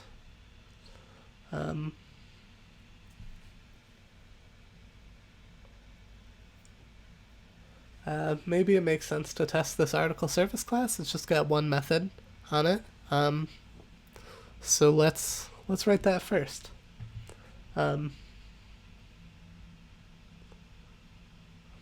Yeah, let's write these tests first, if no one's interested in seeing any other tests. So the way I always start by writing some tests on Android is click on the class name, Command-Shift-T will give you this shortcut to create a new test. You can hit enter. We'll change this to a JUnit 4 test, and by default it gives you the class name with the word test appended to it. So we'll hit OK. We'll put that inside our test folder, not the Android test folder, our regular test folder, and hit OK. And we will add this to Git, and now we've got a new class here. So let's write a test, and I'll show how we can like clean it up with the view model, or with the test robot, I mean. So create a class called test, and then we'll just say, you know, what do I want to put here? Fetch valid account list. Say when we get valid accounts, we want to ensure that our article service returns the right things. So before we can write any tests, we have to talk about this dependency here, this Android Essence Retrofit Api. We could use a mocking library to mock this response. What I'm going to do is create like a sort of, I'm going to create my own fake implementation that I have control over, which is a little more code than just using Mockito or Mock-K, but I'm going to do it anyways. So, and I'm going to do that inside, make a new file for it. We'll just call this fake Android Essence Retrofit API. It's long, but it's clear. This is what the class does. And it will extend Android Essence Retrofit API and override get feed. So the way I'm going to control my fake is I am going to define a variable. I'm going to make it latent at var so I can make it nullable. We'll call it mocked feed, and it'll be an Android Essence feed. So someone will have to call this class and define this variable. If they don't, my test is going to fail, and I'm okay with that here because I want the test to fail. So because we're writing tests, we can, you know, look at it a little differently than I would like other code. But here we're going to return mocked feed. Now this is also something we might change in the future, because this is going to return instantly. If we want to simulate this suspend function taking a long time, then we'll actually change up this code a little bit. We'll come back to that. We'll create a public method on here. We'll say set mocked feed, Android essence feed, and this mocked feed equals feed. Cool, so now we can set our mocked feed. Whenever this fake repository is called, it will return that information. So now we can go ahead and write our test. So let's create our fake API, fake Android Retrofit API. We need in our test to define that fake feed. So let's do that. We'll create a mock feed to be an Android essence feed. I want to give it all valid information. So this code's gonna get kind of long. I'm sorry. We'll say items will be list of. We'll give it just one. We'll say Android essence feed item. The title will be test title. The what am I missing? Author will be an Android essence author. Name will be me. What else does this have? Link.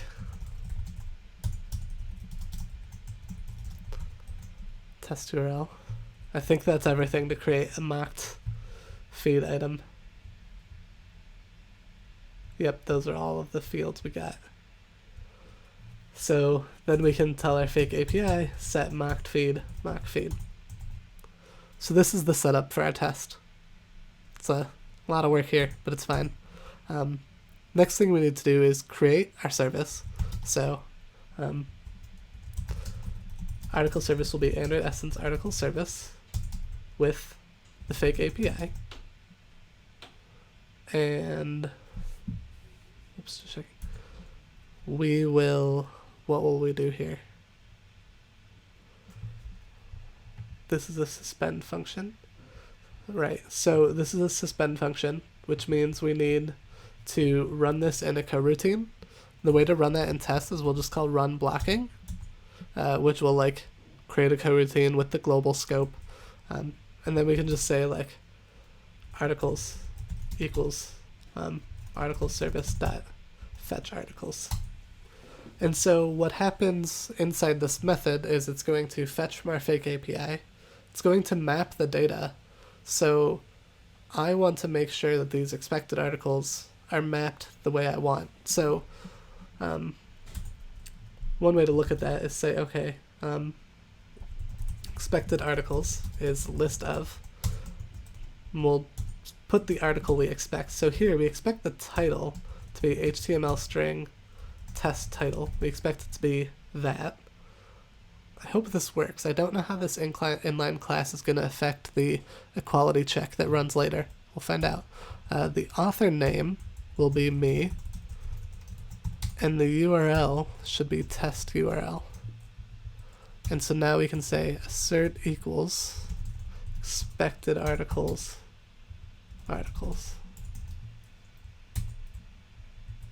And I'll actually clean this up. I'm going to change this to actual articles.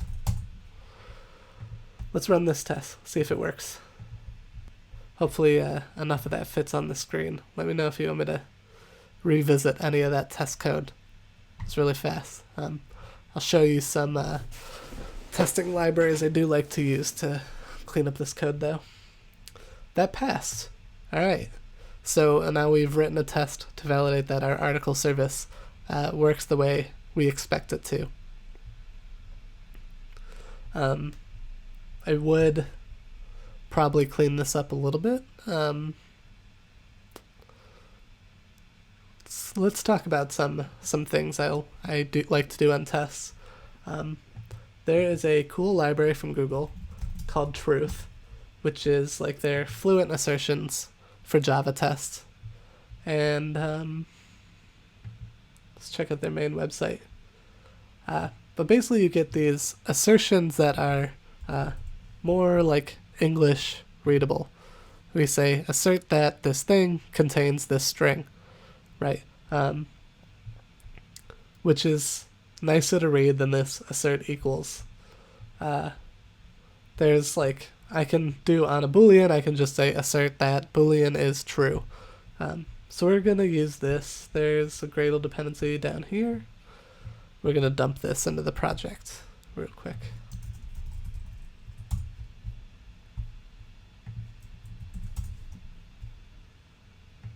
There's also a coroutines test library that I'm going to use, which gives us some things for testing coroutines. I don't think we need anything special right now. I think that's the right library. Yeah, so I was just going to show you run blocking test, which comes in this coroutine test package.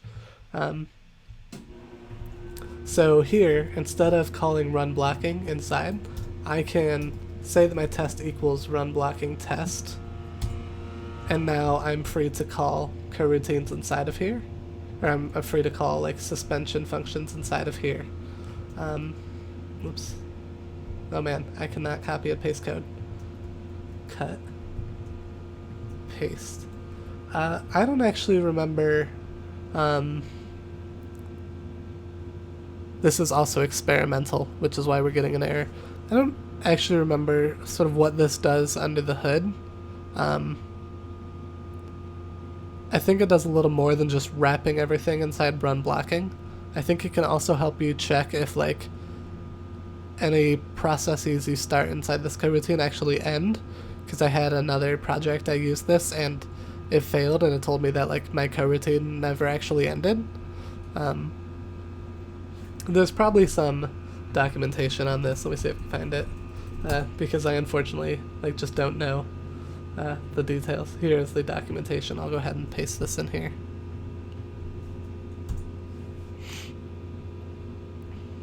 So,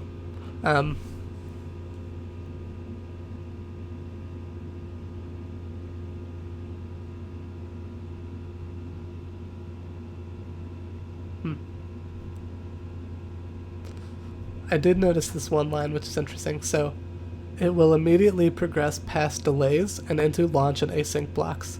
You can use this to write tests that execute in the presence of calls to delay without causing your test to take extra time. That sounds really interesting, and I think I've seen stuff like that before where people simulate a 5-second delay without actually making your coroutine delay for 5 seconds. So I wonder if it does stuff like that. It sounds like that's what it does. That's what this test does. So that's one benefit you get out of run blocking test that the regular run blocking method doesn't give you. Good question. So I'll show you one way. I see people are dropping off. Maybe we've been coding for too long. But before I go, I want to show you one way that I like to clean up my tests. Is because I have a lot of stuff inside this test that is just like hard to read. It's hard for me to look at like this test top to bottom and really understand what it's doing. And it's also very tightly coupled to this service, as it should be, because that's what it's testing. But if I change anything about this service, if I have multiple tests inside of it, I have to change each and every one of those tests. And maybe I don't want to do that. Maybe I want to abstract another layer between my actual tests and the component under test. And so we're going to do that with something called a test robot.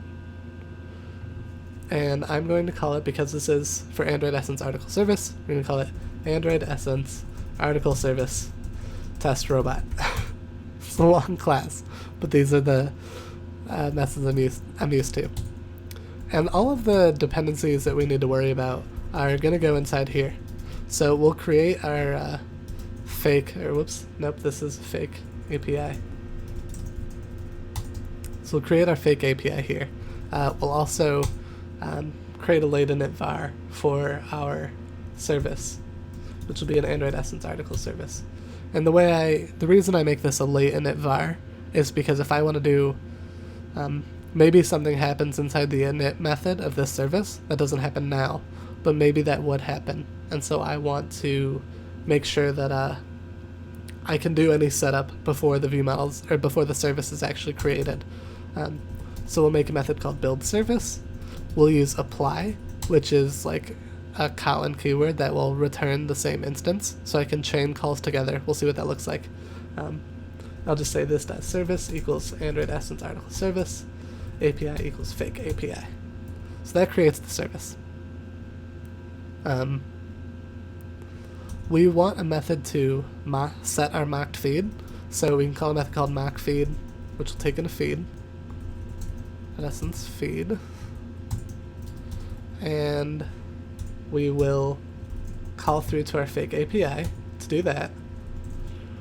The other thing our test robot needs to be able to do is say, we can just say like assert fetched articles. Say, alright, these are the expected articles, and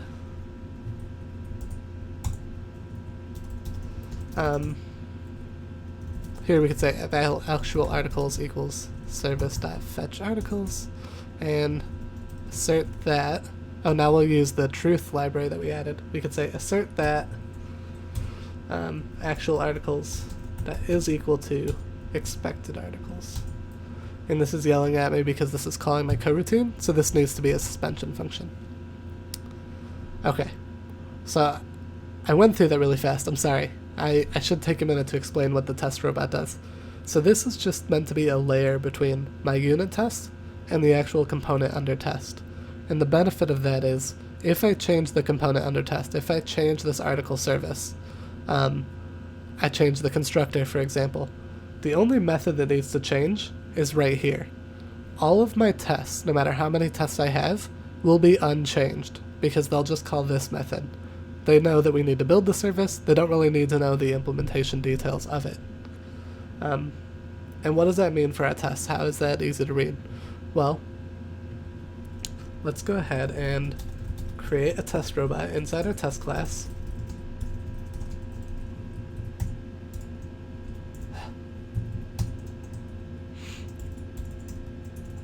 And now we can clean up our test code a little bit. So we no longer need a reference to this fake API. That's handled by the robot. We do still want our mocked feed, and also everything we expect our articles to be at the end.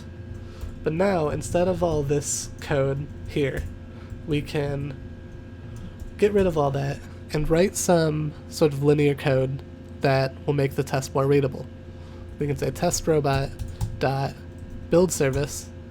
Well, first we're going to say we want to mock the feed, we want to build the service, we want to assert the fetched articles are equal to the expected articles. So now this test is like linearly read. Okay, I'm going to tell my robot to mock the feed, build the service, fetch the articles, and assert this is the result. Run this, see if it works.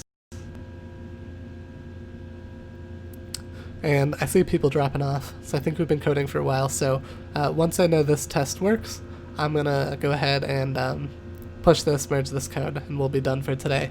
Nice.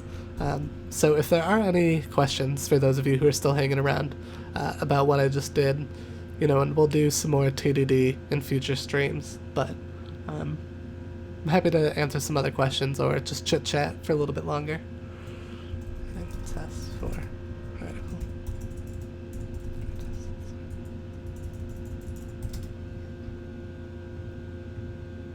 Thank you all for coming by. There were a lot of people here today, and I really appreciate that. And also, again, really great questions. Can't thank you guys enough for that.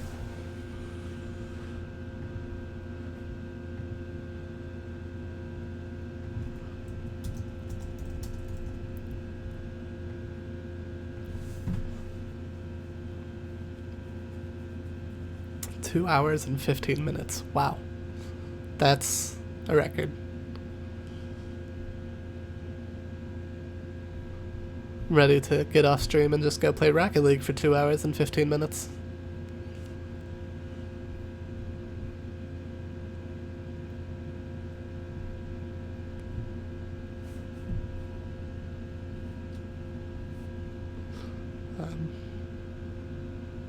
Cool. I'm just gonna stay here until this completes and I'll merge it, so if anyone has questions before then, like, ask them.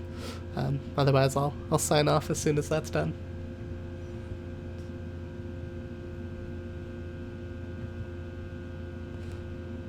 If you all haven't started this project yet, please do. Give it a star. Give us a follow if you want to be notified next time I do this. You can expect most Wednesday evenings, but maybe I'll do Saturdays occasionally now, because we got a lot more people today, so.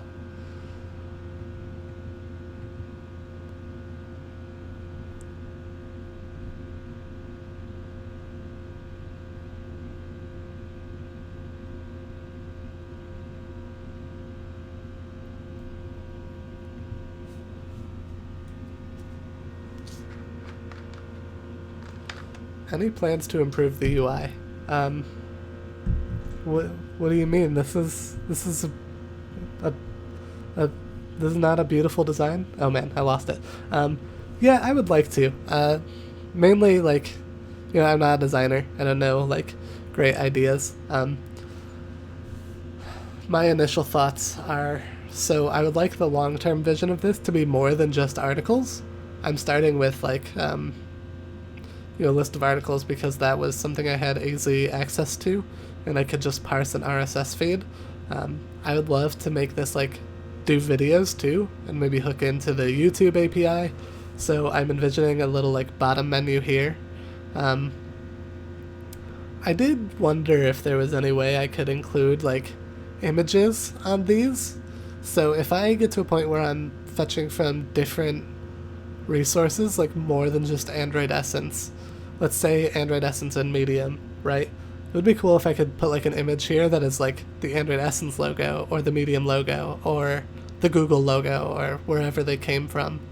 So those are some of my ideas. If you have some, I'd love to hear them. Please tell me on Twitter.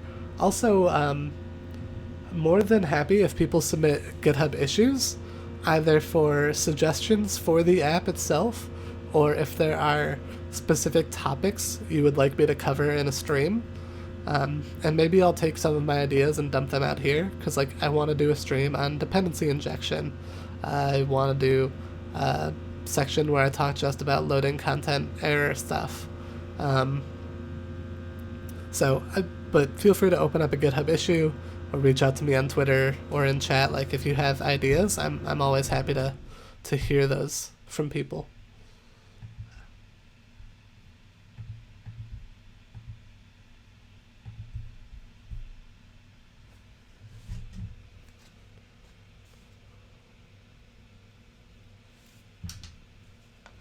Awesome, this works. So I'm going to merge this. I will have to clean up the README after with the Twitch recording and all the pull requests we made today. But I'm going to sign off for now. So thank you to everyone who showed up. I really appreciate you coming to support and making this worth my time. I'm having a lot of fun. I hope everyone is learning something and enjoying this open conversation. So I will see you all on Wednesday.